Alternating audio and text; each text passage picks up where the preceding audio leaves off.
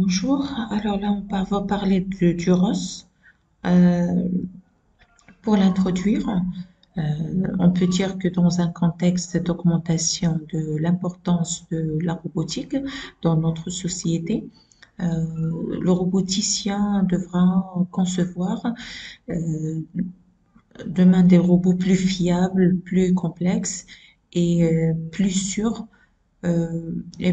Alors sur la fonction en interaction avec l'homme, mais également entre eux par exemple si on a un réseau de drones ou un réseau de robots et chaque robot aide comme un nœud. Donc les équipes de développement en robotique sont donc par essence métiers multidisciplinaires.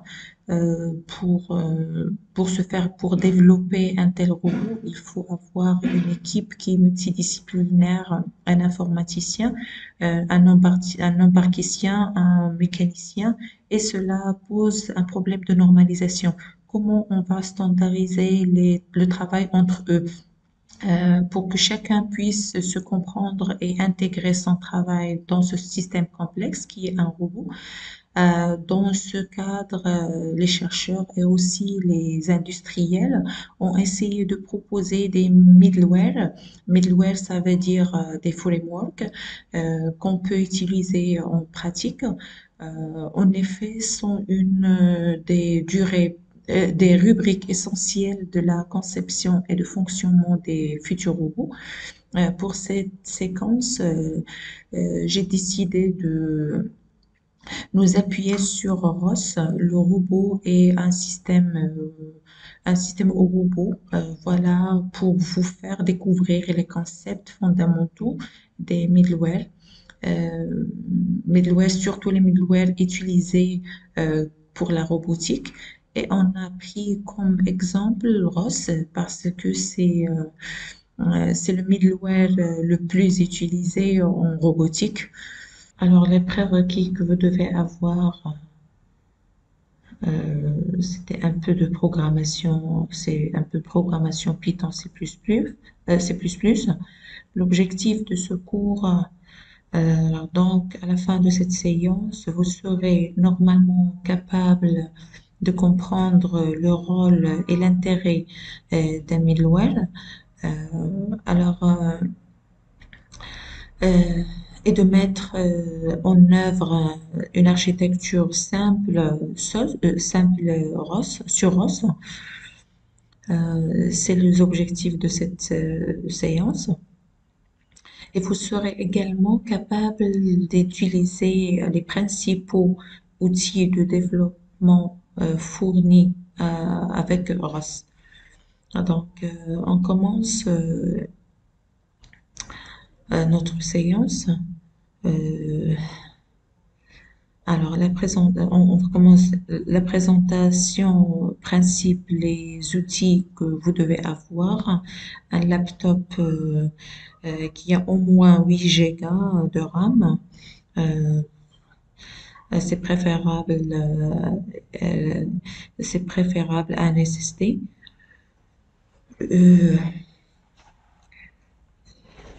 et vous devez installer Ubuntu 18.04 parce que à ma connaissance, c'est la version d'Ubuntu qui est compatible avec certains ROS mélodiques parce qu'on a beaucoup de distributions de ROS mélodiques euh, et d'autres.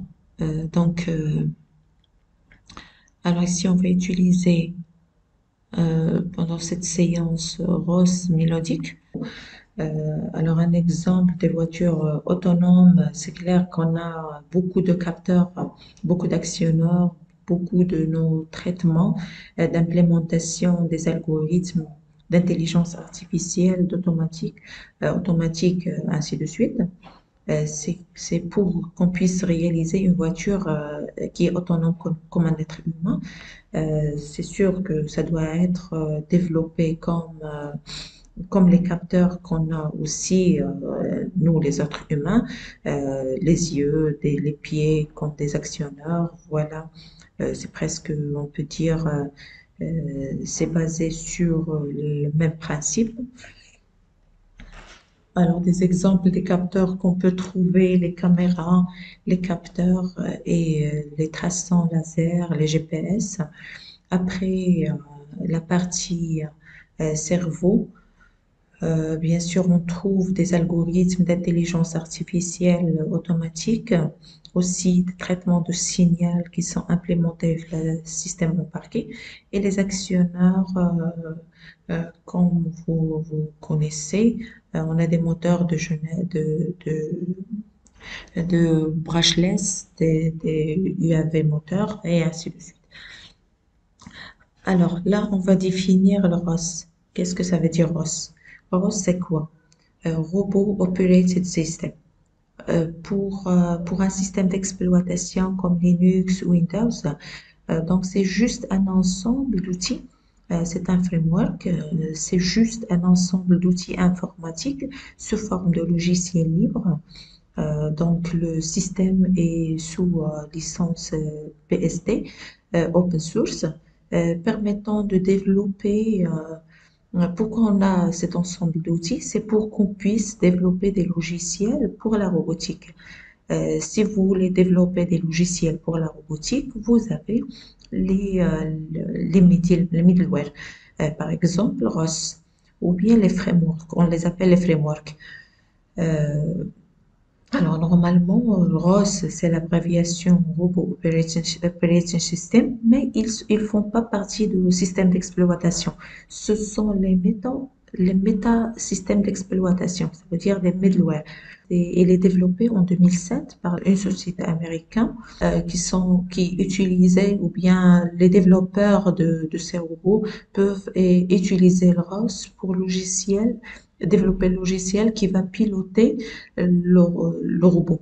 Donc toujours, on a par exemple, par exemple un capteur qui va communiquer avec d'autres robots.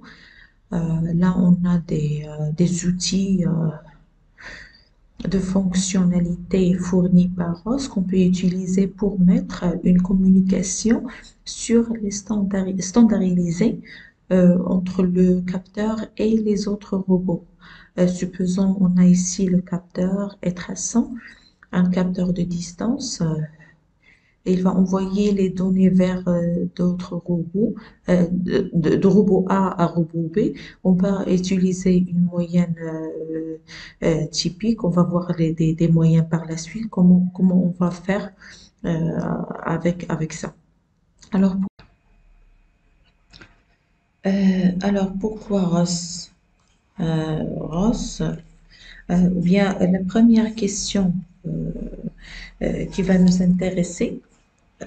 Pourquoi on va utiliser ROS pour développer un logiciel robotique? C'est la question qui va nous intéresser.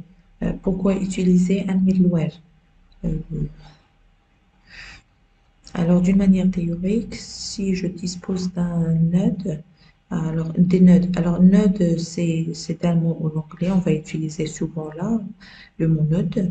Euh, Alors, parce qu'on peut se concentrer juste sur la manière que les gens connaissent, mais d'une manière, si on a un nœud, d'un nœud A qui va envoyer les données vers B, euh, ils ont besoin de communiquer. Alors, le middleware, c'est ce logiciel qui va permettre la connexion et la communication entre ces nœuds. Alors donc, ROS permet une communication intermachine.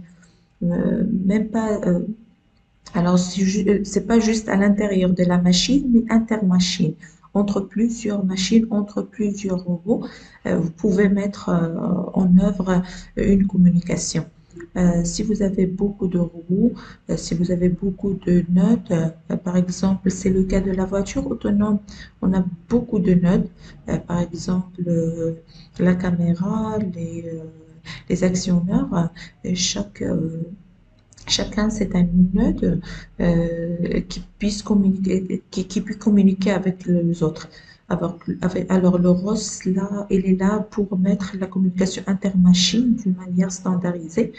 On va voir ça par la suite.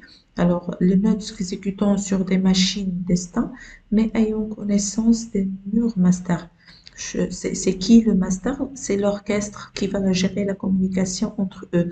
Et dans ce cas, on peut dire que c'est le ROS. C'est le Robot Operating System. D'une manière transparente par rapport à l'utilisateur. Mais la question qui se pose, est-ce que vraiment nécessaire d'utiliser un logiciel pour faire cette communication? La question, est-ce qu'on peut faire soi-même si on maîtrise pas forcément tout dans ce logiciel?